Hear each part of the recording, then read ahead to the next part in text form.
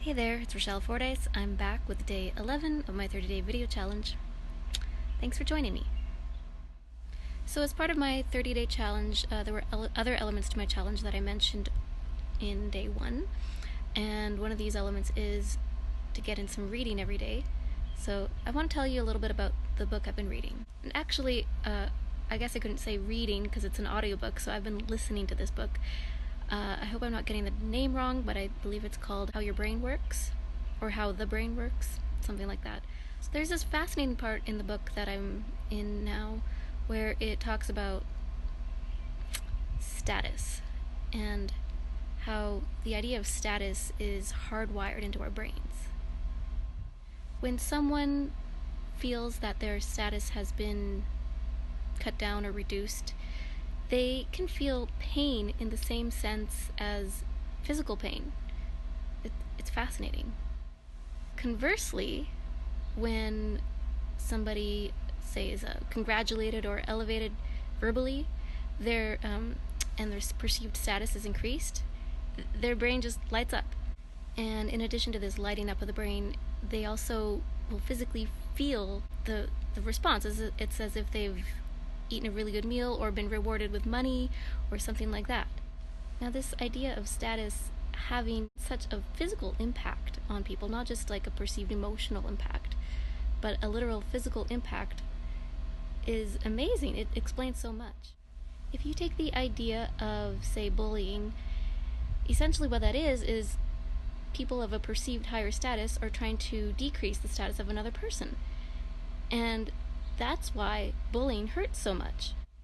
So sure, it's easy to say, just ignore it, whatever, but unless someone has practiced reframing situations like that, it can literally physically hurt.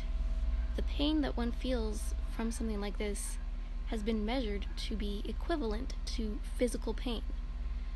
But there's another fascinating element to that. Unlike, say, the physical pain someone might experience during an injury, if they were to think back on that injury, they don't relive the physical pain that they once experienced. But it's different for emotional pain. If someone thinks back upon an instance when, say, they were bullied, and their status was being reduced, and that caused them emotional pain, their body will respond in a physical way. Anyway, I find all of this stuff about how the brain works and status and perception and how it impacts our physiology just fascinating.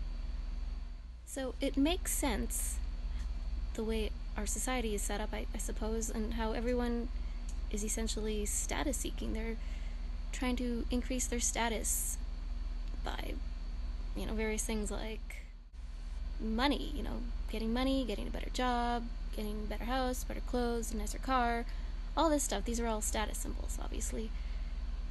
But it's kind of silly at the same time. It's kind of like points in a game. If life is a game and there's a point system, then it's like you're just trying to accumulate more and more points to get a higher and higher level or status. But this idea of status I find really interesting in modern day when we have social media abound everywhere. We literally have status updates on Facebook. Comparing ourselves to others is also very natural because we're trying to determine our status in comparison to other people. But if it's perceived to be lower, then that pain kicks in. So this is why somebody can experience loneliness or segregation or even physical pain from feeling like they don't fit in, feeling like their status is not up to par with their peers. So if we keep using social media in a way where we constantly compare our status to those of others around us, it's just gonna be shitty for everyone. It's a practice I think has to be stopped. This isn't to say that social media is inherently bad, it's just the way we use it. There has to be a way we can use social media to the benefit of everyone.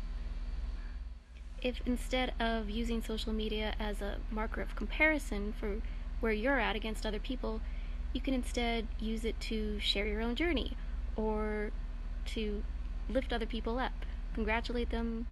You can console people if they're having problems. You can remind people you're there for them. You can just tell a joke, make somebody laugh, make people feel connected.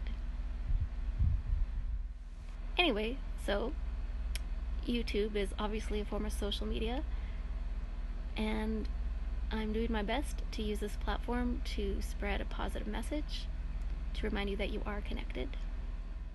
And by you are connected, I don't mean just connected to the internet, but I mean connected to everybody. Everything on this planet is connected. We're all Earthlings. We all share the same sky, the same air, the same water. So in that sense, we are one. It sounds cheesy, but whatever, I believe in it, that there's this inherent oneness to all creatures or all life forms on this planet. And that leads into an idea in the book as well, where one can get over this idea of constantly comparing yourself to other people by comparing yourself to yourself. This has been a habit that many high-achieving people have done, or they adopt. Essentially, you just take where you're at and try to continually improve yourself, and you're just measuring yourself against yourself. And when you do this, you grow, you change for the better. If not, you learn from your mistakes, and you don't get sad or depressed if you're not up to par or status with others. So, to sum up, just here to remind you that we're all on the same team. I'm on your team. I hope you're on my team. And that's it for now. Have a good day, and I love you.